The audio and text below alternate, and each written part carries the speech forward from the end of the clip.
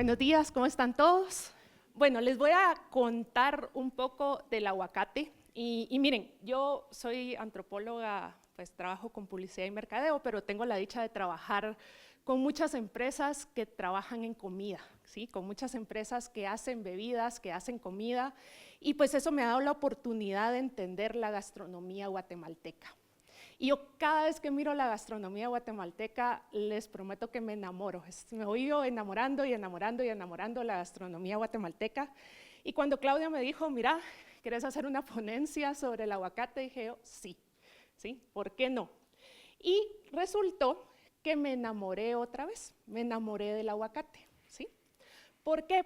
Porque el aguacate, y como vamos a ver más adelante, el aguacate es realmente especial en nuestra cultura. Muchas veces lo damos por sentado, muchas veces decimos, ay sí, el caldito con el aguacate, la tortilla con el aguacate, todo con el aguacate, ¿verdad? Pero básicamente es un ingrediente muy importante, silencioso, pero muy importante. Entonces voy a comenzar desde su historia y voy a comenzar con este origen, ¿sí? Y a México le encanta decir que es el dueño del maíz, le encanta decir que es el dueño del aguacate. Resulta que las hipótesis es que hoy por hoy el origen está disputado, ¿sí? Y vamos a ver que ni siquiera es de Guatemala, ni de México, ni de Mesoamérica. Ahí vamos a ir hablando un poquito sobre de dónde realmente se cree hoy por hoy que viene el aguacate. Y pues hablando de esto, es bien importante entender que el origen del aguacate es así de disputado dentro de la teoría. ¿Por qué? Porque el aguacate tiene una convivencia de más de 15.000 años con el hombre. Y eso significa que cuando uno quiere ver el origen de esa fruta, está tan fuertemente atado al hombre que es difícil saber realmente de dónde viene silvestremente, ¿sí? Y a partir de esta unión entre el hombre y el aguacate, que se da hace 15.000 años, se crean tres razas, ¿sí? La primera, la mexicana, ¿sí? La que tenemos por allá. Por el otro lado, tres razas o variedades, ¿sí? Ustedes lo pueden nombrar de esa manera, razas o variedades. La primera, la mexicana, la segunda, la guatemalteca, la tercera, la antillana, y hoy por hoy se está hablando de una cuarta variedad o una cuarta raza que es la costarricense. Entonces tenemos todas estas razas que, si ustedes se dan cuenta, están a lo largo entre México y Centroamérica, ¿sí? Y algo bien interesante es que a la fecha, al 2002 más o menos, este era el mapa de donde se creía era el origen de estas tres razas de aguacate. La mexicana, por supuesto, al centro de México, ¿sí? La guatemalteca aquí en el altiplano, aquí donde estamos hoy. De hecho, hoy aquí en Guatemala es uno de los lugares de más variedad de aguacate.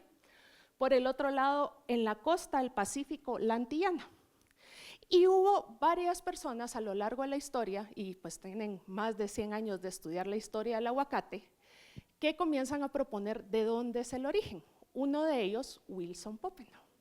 ¿Y qué nos dice Wilson Popenoe en 1935? Dice, miren, yo creo, y me encanta porque él fue el más amplio, ¿verdad?, en este sentido, dijo, bueno, yo creo que el origen del aguacate va a estar entre México y por ahí del sur, de América del Sur. Ya después vinieron otros autores y lo cerraron un poquito más. Estos autores dijeron, no, mire, está entre Chiapas, Guatemala y Honduras. Y por el otro lado, hubo autores que dijeron, ah, no, mire, está más arriba, aquí en la península de Yucatán y Guatemala. Pero si se dan cuenta, Guatemala siempre está ahí, ¿sí? Nosotros siempre hemos tenido aguacate. Y nuestra relación con el aguacate siempre ha sido muy amigable. Entonces, pues, ¿por qué se discute hoy el origen del aguacate? Porque realmente no se habían tomado en cuenta varios aspectos, y uno de estos aspectos son las eras del hielo, ¿sí? Y los autores que hoy toman en cuenta las eras del hielo dicen, es que mire, realmente el origen del aguacate ni siquiera es Mesoamérica, y les voy a hablar más adelante qué es Mesoamérica, ¿sí? Pero básicamente el origen del aguacate probablemente estuvo hasta ahí arriba, miren, allá en Sierra Nevada, hace más o menos 5 a 8 millones de años, ¿sí? Entonces nos decían, bueno, miren, en ese momento ese lugar era el lugar más bueno, más hospitalario para el aguacate, ¿sí? Y a medida que se fue volviendo inhóspito, ¿sí?, fue bajando. Obviamente el árbol fue migrando, ¿verdad? Y ahí es donde se encuentra con los humanos y pues se forman estas 3 razas de aguacate. Entonces, ya que vimos este origen, pues hablemos de este encuentro que para mí, yo le llamo un encuentro muy, muy afortunado, ¿sí? Ese encuentro entre el hombre y el aguacate. ¿Y por qué es tan afortunado este encuentro? No solo porque nosotros tuvimos esta dicha de encontrar esa fruta que a todo le pega, esa fruta noble que a todo le va y a todo le suma, sino porque también el aguacate nos aprovechó a nosotros, ¿sí? Entonces, comenzamos hace 15,000 años con esta relación y hay evidencia de consumo desde hace 10,000 años en el centro de México. Entonces, comenzamos con esta, y a mí me encanta porque yo digo, ¿dónde nos encontramos? A ver, no solo fue que nos encontráramos con el aguacate como seres humanos, fue dónde lo hicimos, ¿sí? Y el dónde lo hicimos es un lugar muy especial. Yo me siento, miren, yo nuevamente, cada vez que yo hablo de gastronomía guatemalteca, no tienen idea la dicha que me da, la felicidad, el amor que me da por esto. ¿Por qué? Porque nosotros estamos en Mesoamérica. ¿Qué es Mesoamérica? Un concepto creado por los antropólogos, no se estresen, a veces uno lo escucha por ahí, pero es un concepto que nos inventamos los antropólogos para hablar desde esa parte del norte de México hasta la península de Nicoya en Costa Rica. ¿Qué pasaba ahí? Se desarrollaron más de 200 culturas, ¿sí? Civilizaciones como la maya, la mexica, la olmeca, civilizaciones grandes, civilizaciones que aportaron muchísimo y siguen aportando al mundo. Entonces, realmente el aguacate se desarrolla en estos lugares en donde estas 200 civilizaciones se encontraban entre sí e intercambiaban comercialmente y tenían conocimientos similares y trabajaban la tierra. Imagínense qué lindo eso, o sea, teníamos este lugar en donde, de acuerdo a Vavilov, ¿sí?, que es un pues, biólogo, es uno de los lugares de centro de origen de la agricultura del mundo. Siéntanse orgullosos de que ustedes viven en uno de los centros de origen de agricultura del mundo. ¿Qué significa eso? Que nosotros aquí desarrollamos productos agrícolas que fueron altamente o que son altamente importantes para el mundo. El maíz, todo el mundo sabe del maíz, ¿sí? Todo el mundo ha visto el maíz, el cereal, el grano más comido hoy por hoy en el mundo. Pero dejemos el maíz, aquí desarrollamos el tomate. Imagínense qué lindo, ¿qué sería de las cocinas europeas en el tomate hoy por hoy? Aquí lo desarrollamos agrícolamente, ¿sí? Desarrollamos el cacao. No quiere decir que es originario de aquí, porque ahí los de Ecuador y los de Perú y México se pueden pelear el origen, no hay problema. Pero sabemos que aquí el cacao fue sumamente importante y que aquí lo desarrollamos como bebida, aquí lo procesamos, aquí dijimos esto es una deidad, aquí le dimos ese valor, ¿sí? Y así como desarrollamos el cacao, así como desarrollamos el maíz, resulta que también desarrollamos el aguacate. Lo que pasa es que no lo platicamos mucho, no lo hablamos mucho. Y nosotros a veces nos cuesta hacer eso, ¿verdad? Cacarequear. Los mexicanos a mí me encanta porque ellos hablan y son muy orgullosos. Nosotros a veces nos falta un poquito ese el decir todo esto que tenemos bello. Entonces, estamos en uno de los centros de origen de las plantas cultivadas en el mundo, que por cierto solo hay 8, ¿sí? No es cualquier cosa. Por el otro lado también estamos en una de las regiones con mayor diversidad de plantas en el mundo, ¿sí? Y eso nos lleva a tener culturas que son altamente agrícolas y que desarrollan sistemas agrícolas propios, ¿sí? Y a esto pues nos lleva a esa relación que nosotros tenemos con el aguacate. Y la primera relación que fue con el aguacate fue muy sencilla. Hace 15,000, 10,000 años la gente veía los árboles, veía la fruta y decía, qué rico, la bajo, me la como, ¿sí? Y era muy sencilla, recolectábamos el aguacate, cuidábamos el árbol, pero hasta ahí. Pero resulta que hace 8.000 años, entre hace 8.000 años a 2.000 años, más o menos, el clima se volvió un poco, varió, ¿sí? Se volvió un poco inhóspito.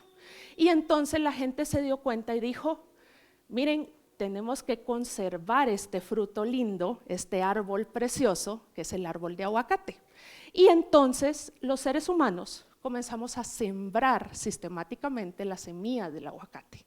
Ahí es donde comenzamos este proceso agrícola ya puro y duro, ¿verdad? Este proceso de domesticación del aguacate como tal. Luego, pues por supuesto, pasamos por ese proceso de selección, ese proceso donde ya veíamos temas específicos y algo bien lindo en nuestro territorio, y yo voy a hablar de nuestro territorio, que es Guatemala, comienza esta relación del aguacate con los mayas. Porque así como los mayas tenían una relación íntima con el maíz, tenían una relación también íntima con el aguacate. Lo que pasa es que no nos enteramos muchas veces, y al menos yo me declaro ignorante antes de esta plática sobre esa relación, ¿sí? Y finalmente, ¿qué pasó? Que lo domesticamos tanto que las características silvestres pues fueron desapareciendo. Esas características diferentes a los ancestros silvestres fueron desapareciendo. Entonces, comenzamos toda esta relación y por supuesto, yo no puedo pararme aquí y hablar de la relación que hoy por hoy tenemos con el aguacate y en la historia que hoy por hoy tiene el aguacate, sin pararme y hacer esta parada que para mí es muy importante, básicamente la relación de los mayas con el aguacate. ¿Alguien sabe aquí algo de esa relación de los mayas con el aguacate? Así, algo que se les ocurra, que no sea lo que han escuchado, que los náhuatls le llamaban, etcétera, etcétera, ¿no? Bueno, les cuento, déjenme contarles. Primero, y a mí me encanta esta cita, Lili Gama ha estudiado muchísimo el aguacate y para mí fue un gusto leerla para preparar esta ponencia, y ella que decía, la historia de los aguacates y los mayas seguramente surge desde que los mayas ven a este ser tan especial, que ya era para ellos un ser simbólico y especial, que es el quetzal, comiendo aguacatillo, ¿sí? Y desde ahí, entonces, por supuesto que el árbol de aguacate, o sea, ya era especial porque hace 15.000 años ya no lo comíamos, ya lo queríamos lo suficiente para decir, uy no, que esto no se pierda, lo vamos a sembrar. Pero imagínense ver a esa ave espectacular y todo lo que significa esa ave para nosotros comiendo aguacate. ¿Qué significa en términos de, bueno, entonces, qué es el aguacate para nosotros? ¿Sí? Entonces, ya que comienza ahí la relación, lo que hemos visto es que no solo los mayas tenían una relación linda con el aguacate, sino también los olmecas, la famosa cultura madre de Mesoamérica, ¿sí? Y si ustedes se fijan ahí arriba, estas son las rutas de comercio que utilizaban tanto los olmecas como los mayas. Y era una ruta comercial que iba desde México, desde el centro de México, y de hecho un poco más al norte de México, hasta Honduras y Costa Rica. Y desde ese momento ya se estaba comercializando el aguacate. Desde ese momento ya el aguacate era algo importante.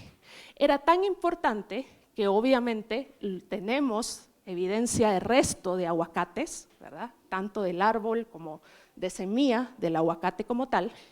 Y lingüísticamente se ve la palabra en el protomaya. ¿Qué es el protomaya? Este idioma que viene antes de todas las lenguas que se desarrollan hoy por hoy, que son las lenguas mayas. Entonces vemos que ya el on, ¿verdad? Se relacionaban al término aguacate. Ya teníamos una palabra para eso, era así de importante. Cuando los seres humanos nombran algo, es porque es importante, ¿sí? Y no solo teníamos una palabra para esto, teníamos, por supuesto, un glifo emblema para el aguacate. ¿Ya vieron cuál es el aguacate ahí? ¿Sí? ¿Cuál es? Si yo les digo identifiquen el aguacate, ahí sí busquen el aguacate, ¿cuál sería? La ruedita con estas rayitas que son negras y que identifica el aguacate. Y entonces el glifo del aguacate lo que tiene es un tallo del árbol de aguacate y por supuesto un aguacate como tal. Entonces lo teníamos y no solo era un glifo porque sí, era el 14º mes del calendario maya. Representaba uno de los meses del calendario maya.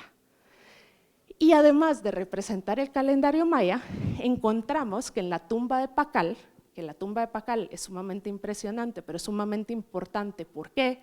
Porque Pacal se representa a sí mismo como este dios agrícola, le decimos, que es el dios del maíz en sí, es el que le da vida a todo lo demás.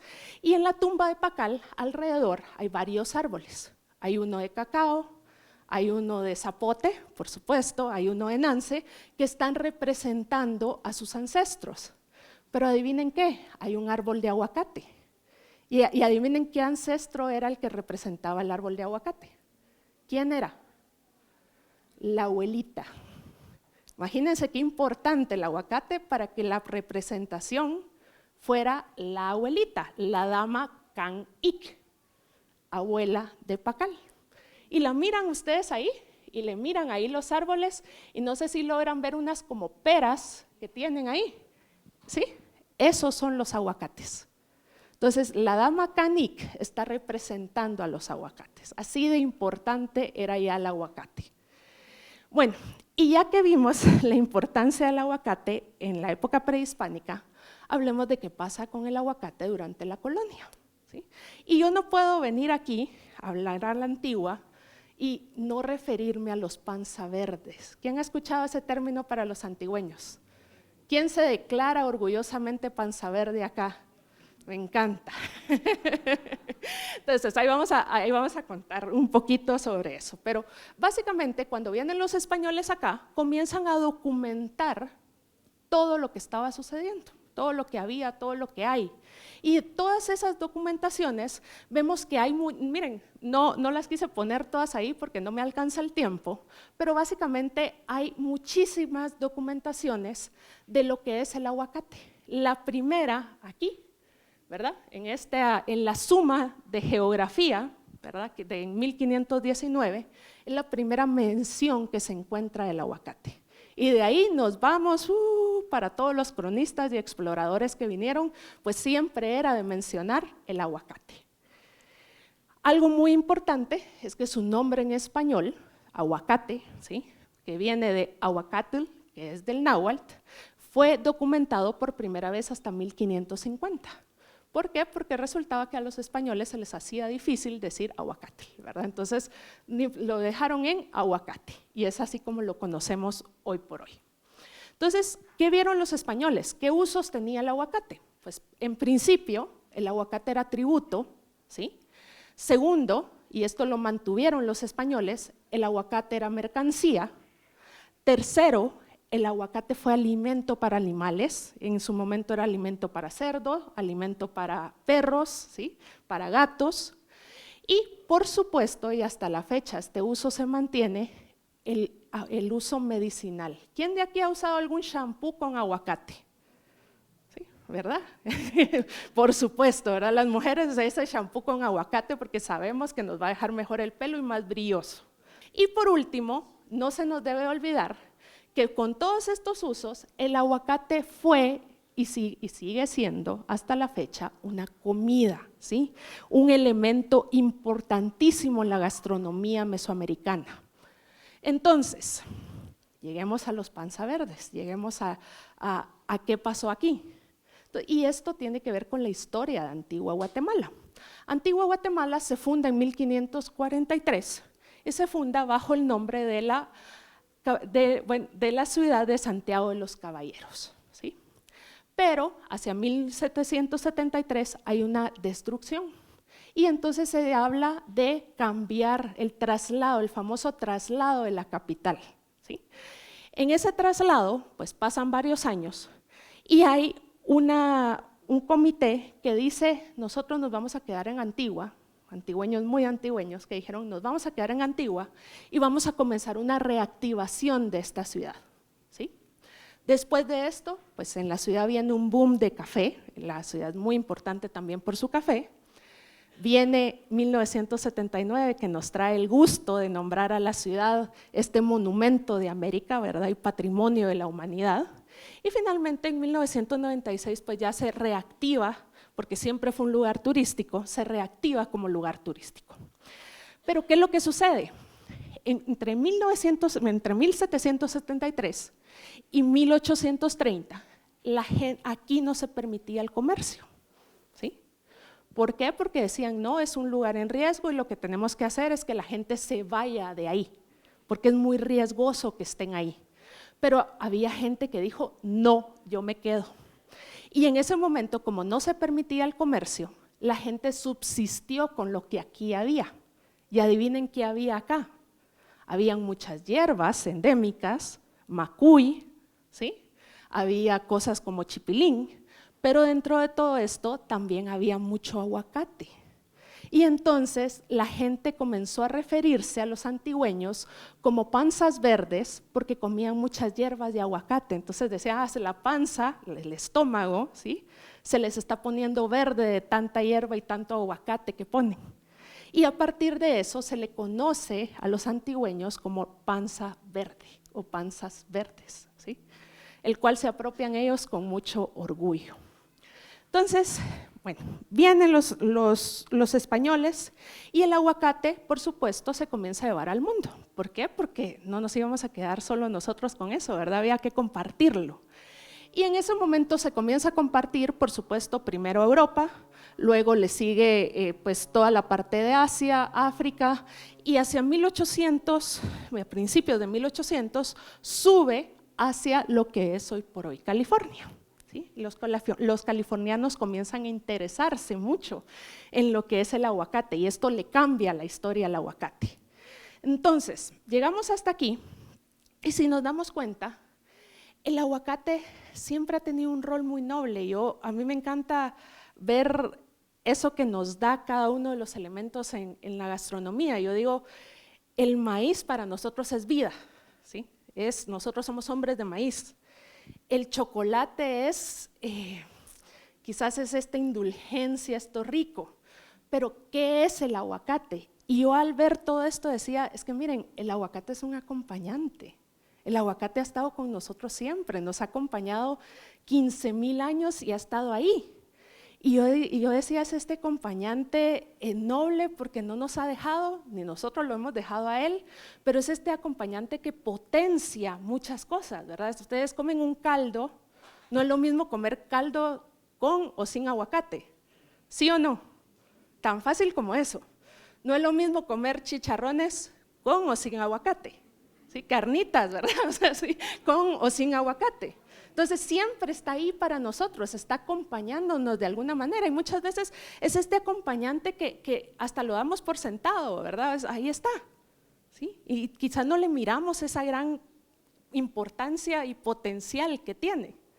Entonces, con esto en mente, pues yo no puedo estar aquí en la casa de Wilson Popenoe sin hablar de los grandes aportes que él dio al aguacate en Guatemala. Y pues Wilson Popenoe fue un botánico, agrónomo y docente estadounidense que viene realmente lo mandan primero a Honduras y después lo mandan a Guatemala. Y Wilson comienza, y me tomo la libertad de decirle Wilson, pero Popenoe comienza realmente a documentar las plantas que hay en Centroamérica. Y uno de sus primeros fue esto que ustedes ven ahí. Miren, Central America Fruit Culture. Él comienza a documentar todas las frutas y entre estas frutas, su papá trabajaba con pues, lo que es hoy por hoy la Asociación de Aguacate en California. Y le dicen, mira, encárgate de ir a ver qué semillas podemos traer y producir acá. ¿Sí? Y entonces es así como él comienza a documentar el aguacate en Guatemala. Y realmente es uno de los grandes impulsores del aguacate guatemalteco y ayuda muchísimo al reconocimiento del aguacate y sus variedades, y no solo al reconocimiento afuera, sino entre nosotros mismos, ¿verdad? Del potencial que el aguacate guatemalteco tiene. Y ante esto, pues resulta que de muchos años después, bueno, algunos años después realmente, en 1920, Hass, que es Rudolf Hass, viene y compra unas plántulas de aguacate, ¿sí? y dice, las voy a poner en mi finca. En ese momento, la variedad más popular era la fuerte, ¿sí? Esa era la variedad más popular en California. Y entonces él trata de hacer un híbrido entre estas plántulas de aguacate guatemalteco y las plántulas de la fuerte, y no le funciona, entonces las deja ahí. Pone 3, 2 se mueren y una la deja ahí. Y de repente comienza a ver que comienza a sacar frutos. Y dice, ay, pero es que está muy feo, ¿verdad? O sea, es color negro, no está tan llamativo el color, porque en ese momento el verde era el color, ¿verdad? Más importante. Entonces comienza a ver esta cáscara negra y dice, ¿será, no será? Pero resulta que sus hijos se lo comienzan a comer. Le dicen, papá, mira qué rico está este aguacate. Y él así todavía dudando, hasta que dijo, bueno, no, lo pruebo. Cuando lo probó, se dio cuenta de todas las bondades que tenía ese aguacate y por supuesto hace lo lógico y lo registra, ¿verdad? Lo registra y así es como tenemos hoy por hoy la variedad Hass. Pero algo muy importante es ese reconocimiento que la Asociación Californiana de Aguacate hace a Guatemala. Y esta placa la pueden ir a buscar, está allá afuera en el parque. ¿Por qué? Porque ellos reconocen, y me encanta lo que dice, un hijo reconociendo a un padre, ¿sí? Un hijo sano reconociendo a un padre. ¿Por qué? Porque este lugar, ¿sí? La Antigua, nosotros como Guatemala, somos los padres de esos aguacates que están hoy por hoy allá afuera. Nos deberíamos de sentir súper orgullosos de eso, imagínense qué lindo, ¿sí? Y pues entonces comenzamos con este primer envío aéreo internacional que se hace desde Los Ángeles hasta Ontario, Canadá, sí, hasta Toronto, perdón, Canadá, y luego pues paramos en esto, ¿verdad? 100 años más tarde, en el 2022, esto es para el 2022, así es como se da ahora, hoy por hoy, el intercambio. Y miren qué belleza, aún países que no son productores de aguacate consumen aguacate, ¿sí? Lo que ustedes ven en café son los no productores de aguacate o los posibles productores de aguacate, como aquí les gusta llamarlos. Entonces, ¿qué pasa? Todo el mundo consume aguacate. Qué belleza, ¿verdad? Imagínense, nosotros teníamos eso hace 15,000 años y hoy por hoy lo compartimos al mundo. Es nuestro regalo al mundo, le regalamos tomate, le regalamos maíz, pero también le regalamos aguacate al mundo. Entonces, con esto, pues estamos viendo hoy por hoy esa popularización que ha venido habiendo del aguacate. Estos estudios que se están haciendo, ¿verdad? Desde todos los beneficios que dice Harvard en The Nutrition Source que tiene, ¿verdad? En términos de grasas que son saludables. Este estudio que acaba de salir de cómo puede ayudar al corazón, ¿verdad? Y no lo hace cualquiera, lo hace pues este es del Journal de American Heart Association, entonces es algo interesante y relevante, así que coman aguacate, les va a ir bien, les va a ayudar a su corazón, nos ayuda al corazoncito. Y pues no podía cerrar yo sin realmente mostrarles el aguacate, ¿verdad? Porque es tan versátil, es tan bueno, es tan rico, ¿sí? Además, nuevamente, miren ese rol, miren esa compañía que nos hace, miren ese color que nos da a los platos. No se trata solo del aguacate porque es rico, se trata del aguacate porque nos ha venido acompañando, porque no nos ha dejado y nosotros tampoco lo hemos dejado a él. Entonces, para mí esta conferencia era celebrar esa historia de compañía, esa historia de unión que tenemos nosotros como humanos con el aguacate, pero sobre todo que tenemos nosotros como guatemaltecos con el aguacate. Nuevamente, el aguacate para nosotros no es cualquier cosa, ¿sí? Y quizás de vez en cuando se nos olvida que está ahí, pero si no estuviera, ¿verdad? Cuando hay caldito y no hay aguacate, se siente raro. Entonces, pensando en el potencial, que es lo que nos viene a hablar el próximo exponente, Enrique, del aguacate, pues tengo aquí varios platos. ¿Quién se había imaginado un smoothie de aguacate? ¿Quién ha probado un smoothie de aguacate? ¿Sí? ¿Helado de aguacate? También, por supuesto, usted en la Antigua, ¿verdad? Tiene que haber helado de aguacate, pero imagínense el aguacate horneado. El aguacate asado, para nosotros es muy fácil y ahí está esa carita de, uy, será el aguacate asado, pero pregúntenle a los chefs y si lo prueban les prometo que es delicioso, aunque uno es como el zapote, ¿verdad? Uno tiene tan metido lo fresco que muchas veces no lo visualiza en esa forma. Muchas gracias.